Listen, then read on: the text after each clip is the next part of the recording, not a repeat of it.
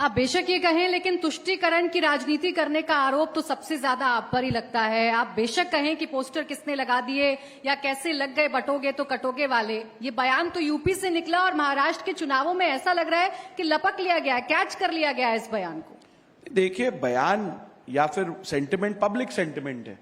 अगर वो popular sentiment है तो उसको आप कैसे रोक सकते हो, मैं कैसे रोक सकता हूं, और क्यों रोकना चाहिए?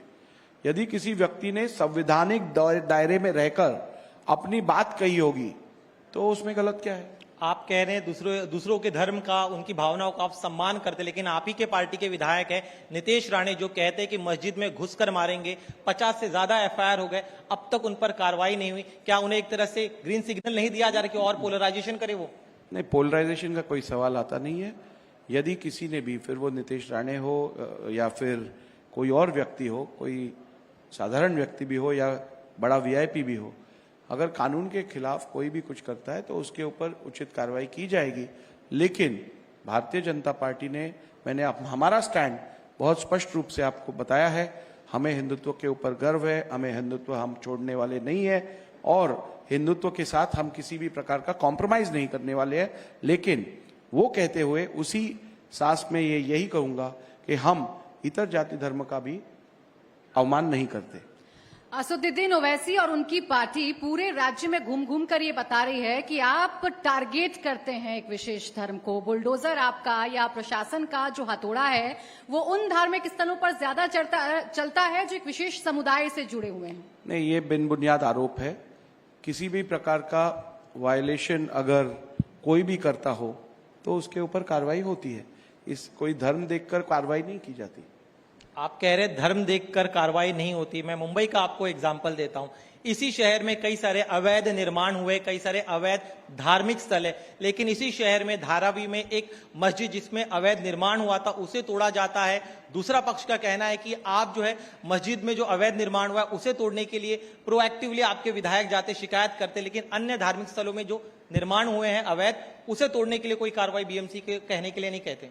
नहीं, ऐसी बात, ये आप शायद रिकॉर्ड नहीं देखे होंगे। बीएमसी ने जो इलीगल स्ट्रक्चर्स है, किसी भी धर्म के हो, किसी भी जाति के हो, उनके ऊपर कार्रवाई की है। और इसीलिए ऐसे कोई सिलेक्टिव एक्शन बीएमसी की तरफ से हुई है ऐसे मेरा मानना नहीं है।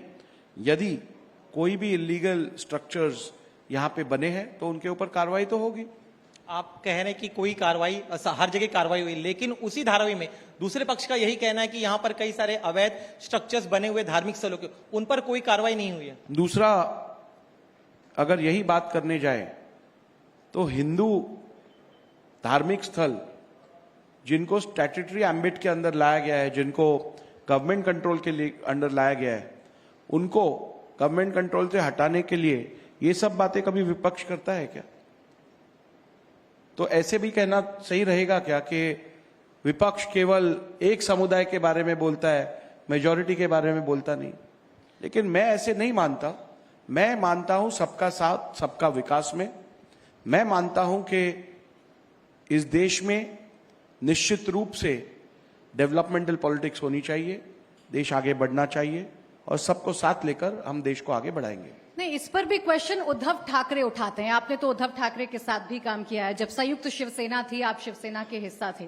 उद्धव ठाकरे कहते हैं और उनकी पूरी की पूरी पार्टी ये कहती है कि हिंदुत्व वो नहीं जो भारतीय जनता पार्टी बताती।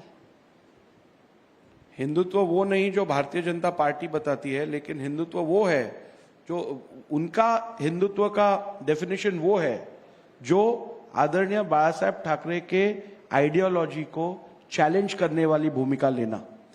हिंदुत्व क्या है ये उद्धव ठाकरे तो भारतीय जनता पार्टी को कभी सिखा नहीं सकते। उन्होंने हिंदुत्व छोड़ दिया है 4-5 साल पहले। उन्होंने पूरी तरीके से अपने आइडियोलॉजी को और अपने मेंटोर, अपने जो फाउंडर है, उनके आइडियोलॉजी के साथ विश्वासघात किया है और हिंदुत्व के बारे में बोलने का अधिकार उद्धव ठाकरे को बिल्कुल नहीं है।